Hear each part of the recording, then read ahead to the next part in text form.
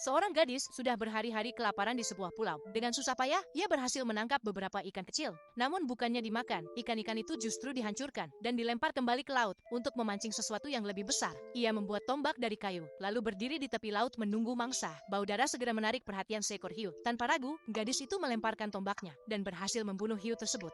Akhirnya, setelah sekian lama kelaparan, ia mendapat makanan. Tapi bukannya langsung memakannya, ia justru menggantung hiu itu tinggi-tinggi dan bersembunyi di lubang pasir, berjaga jika ada predator lain datang. Karena lelah, ia pun tertidur. Keesokan paginya, ia terkejut melihat hiu itu hilang. Tali pengikat putus, dan beberapa langkah dari situ, ia menemukan setengah tubuh hiu penuh bekas cakaran. Saat kembali, ia mendapati tubuh temannya sudah mati berlumuran darah. Rasa takut langsung menyelimuti dirinya. Ia segera membuat tombak baru untuk berjaga. Tak lama kemudian, mayat temannya yang hanyut terdampar di laut. Gadis itu kembali menggantungnya di pohon sebagai umpan, lalu bersembunyi. Malam itu, helikopter melintas, membuatnya sempat berharap. Namun ia buru-buru masuk ke persembunyiannya lubang di dalam pohon. Malam berikutnya, suara pesawat kembali terdengar. Ia menyalakan flare darurat, tapi gagal menarik perhatian. Saat itu pula ia melihat sesuatu yang aneh di laut. Suara langkah berat terdengar dari hutan, membuatnya ketakutan. Keesokan harinya, ia mencoba membuat perahu dari tas, namun tak berhasil.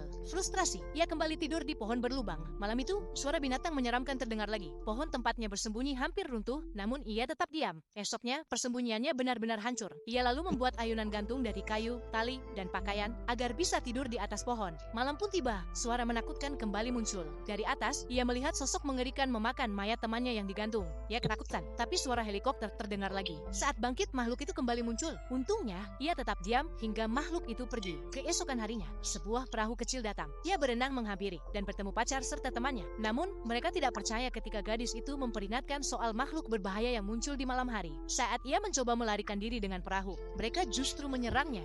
Ia dipukul hingga pingsan. Saat tersadar, ia sudah terikat di pohon. Tiba-tiba, terdengar jeritan dari tepi laut. Temannya diseret makhluk itu hingga tewas, sementara pacarnya berhasil selamat. Malam itu, sang pacar terjebak di atas pohon dalam ketakutan. Gadis itu menenangkannya dengan berkata bahwa makhluk itu tidak muncul di siang hari. Esoknya, mereka berdua mencoba memperbaiki perahu. Namun, makhluk itu datang, menghancurkan perahu, dan menyerang mereka. Pacarnya menembak, tapi gadis itu justru terseret ke laut. Dengan pisau, ia melawan sekuat tenaga hingga berhasil selamat, namun saat kembali ke darat, pacarnya sudah lenyap di bawah makhluk itu. Kini, ia sendirian. Gadis itu tak lagi lari. Ia memutuskan untuk melawan. Malamnya, ia menyiapkan api, tombak, dan jebakan kayu. Saat makhluk itu datang, ia menyalakan api, menjebaknya, lalu menyerang dengan tombak.